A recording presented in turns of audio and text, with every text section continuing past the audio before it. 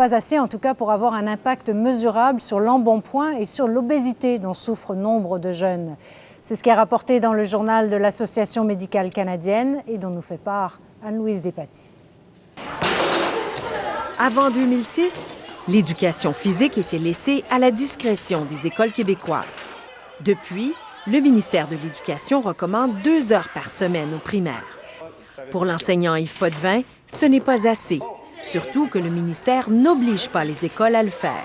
Ce ne sont pas toutes les écoles qui donnent les 2 heures d'éducation physique. Malheureusement, il y a beaucoup d'écoles qui donnent moins. La mode, présentement, semble être 1h30 partout. Ce qui est recommandé par tous les spécialistes dans le monde, c'est 2h30 par semaine.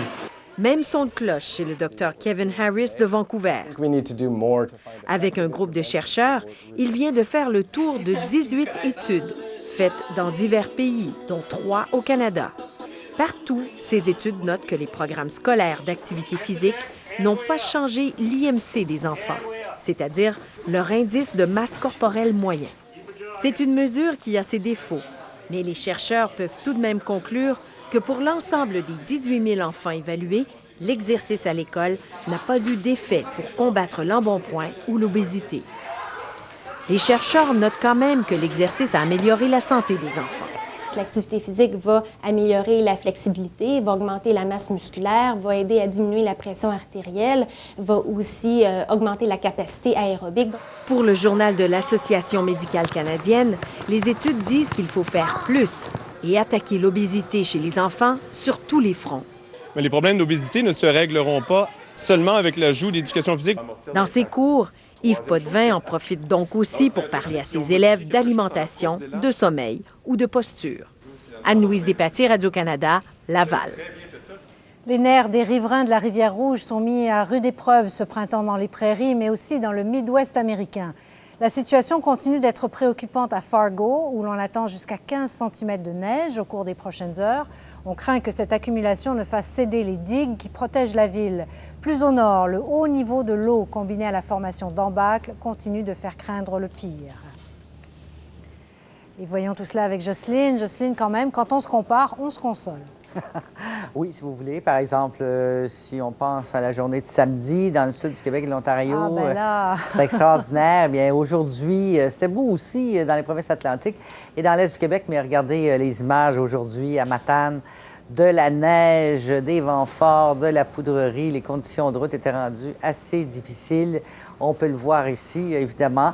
Fin mars, là, ça se supporte un petit peu moins bien. Et à Moncton, la tempête fait encore rage. Là-bas, on attend un 15 cm supplémentaire jusqu'à ce que ça cesse demain au cours de la matinée.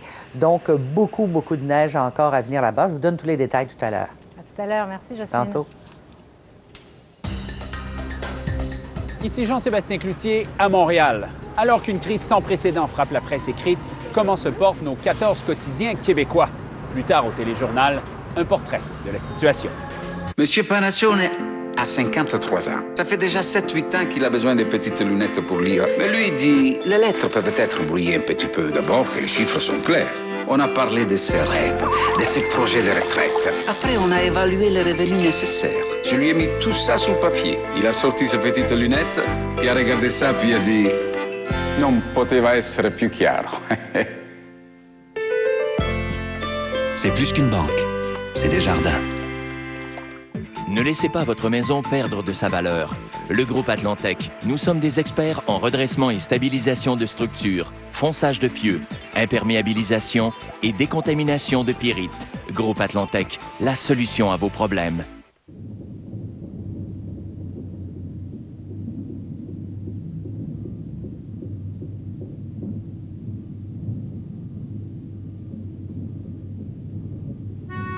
Mais maintenant, je porte des aides auditives. Et ça a changé ma vie. Je te l'avais dit. Oui, mais je t'entendais pas. Le groupe Forget audioprothésiste peut vous aider à mieux entendre. Prenez rendez-vous ou commandez votre guide gratuit au 1-888-ENTENDRE.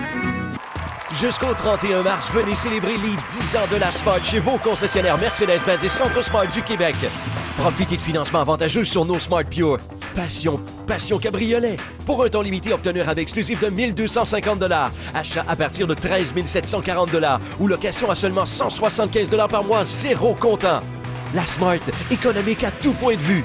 Célébrez les 10 ans de la Smart avec nous, chez vos concessionnaires Mercedes-Benz et Centre Smart du Québec. Ne laissez pas votre maison perdre de sa valeur. Le groupe Atlantec, nous sommes des experts en redressement et stabilisation de structures, fonçage de pieux, imperméabilisation et décontamination de pyrite. Groupe Atlantec, la solution à vos problèmes.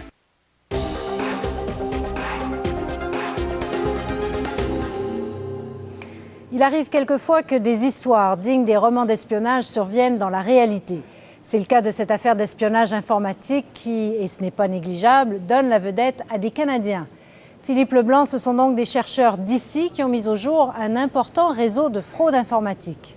Le réseau GhostNet avait des cibles stratégiques, Céline, des ministères, des organisations internationales, même des ambassades. Et puis ce type d'espionnage, l'espionnage informatique, il faut s'attendre à en voir davantage dans les prochaines années parce que le web est difficile à réglementer.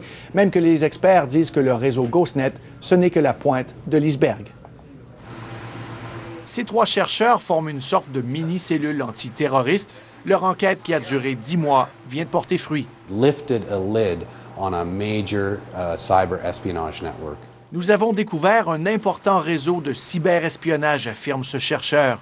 Les cibles des pirates, 1300 ordinateurs infiltrés dans 103 pays, des cibles d'une grande importance stratégique. Mostly of high-profile political and economic targets. Des ministères, des ambassades et des organisations économiques étaient dans la mire des pirates, principalement en Asie du Sud. Même un ordinateur de l'OTAN à Bruxelles a été piraté, tout comme 12 ordinateurs au Canada. C'est le bureau du Dalai Lama qui a permis de lancer l'enquête. On soupçonnait que son ordinateur avait été piraté. Il a alors fait appel à Greg Walton, un des 3 chercheurs canadiens. And we found the hacker removing those documents from the computer. En surveillant le système, dit-il, nous avons constaté qu'un pirate supprimait à distance un document dans l'ordinateur du Dalai Lama. Le procédé d'espionnage est simple. Vous recevez un courriel d'une personne que vous connaissez, vous l'ouvrez et un logiciel clandestin prend alors le contrôle de votre ordinateur, y compris de votre webcam. Your laptop essentially can record the conversations that are taking place during that meeting. Votre portable permet donc aux pirates d'enregistrer vos conversations, dit Nort Villeneuve. Qui se cache donc derrière ce réseau d'espionnage? Difficile à dire. Although the circumstantial evidence points overwhelmingly to China, mais les cibles visées font croire que la Chine serait impliquée, croit Ron Deibert, ce que nie formellement le pays. Les chercheurs canadiens s'attendent à ce que le cyberespionnage gagne en popularité. Ils vont même jusqu'à dire qu'il s'agit là d'une des principales menaces à la sécurité du 21e siècle. Philippe Leblanc, Radio-Canada, Toronto. Il n'y a pas eu une, mais bien 2 demandes d'appel concernant Robert Pickton en Colombie-Britannique. La défense veut un nouveau procès parce qu'elle estime que le juge a mal encadré les jurés lors du premier procès. La couronne, quant à elle, souhaiterait obtenir un verdict de meurtre avec préméditation. En 2007, Robert Pickton avait été condamné à la prison à vie pour le meurtre non prémédité de 6 prostituées. Il est soupçonné d'en avoir tué une vingtaine d'autres. C'est confirmé, le député britannique George Galloway ne pourra pas entrer au pays pour y donner une série de conférences. La Cour fédérale rejette la demande d'injonction qui aurait renversé une décision d'Ottawa. Plus tôt ce mois-ci, le fédéral a fait savoir à M. Galloway qu'il n'était pas le bienvenu au Canada parce que le député avait versé de l'argent au Hamas, une organisation terroriste aux yeux d'Ottawa.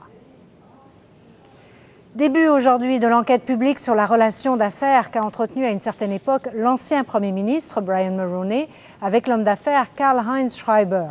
Les enquêteurs souhaitent aller au fond des choses et faire toute la lumière sur cette affaire qui traîne depuis plus de 15 ans. Marc Godbout.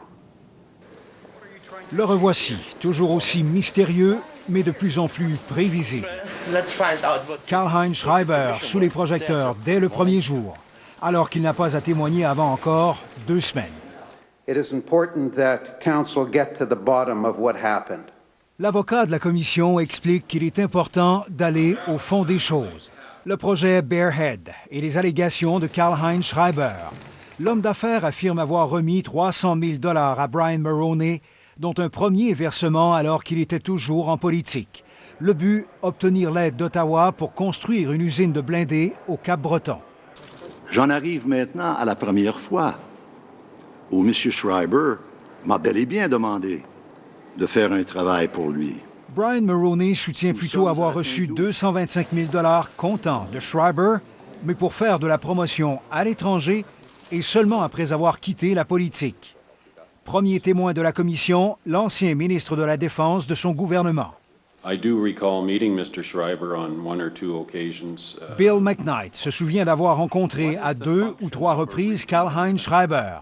La pression venait des lobbyistes, mais pas de Brian Mulroney, soutient l'ancien ministre. Did you do so under any pressure from Prime Minister Mulroney? No. Témoin numéro 2, Marc Lalonde, lobbyiste pour le projet Bearhead et pour Karl-Heinz Schreiber.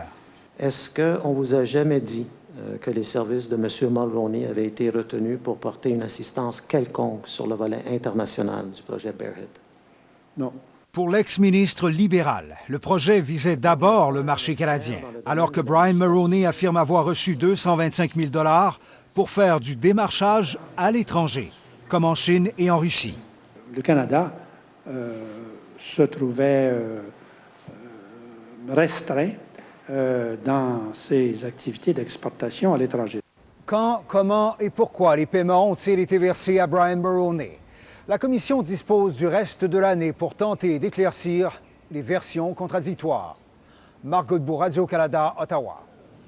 Au Pakistan, une autre attaque terroriste a frappé la ville de Lahore, faisant 12 morts. L'armée est intervenue pour mettre fin au siège d'un centre d'entraînement de la police. Les hommes armés y avaient fait irruption et tué au moins 6 élèves officiers. 4 assaillants se sont fait exploser et 3 autres ont été arrêtés. Il y a moins d'1 mois, toujours à Lahore, une attaque contre l'équipe de cricket du Sri Lanka avait fait 7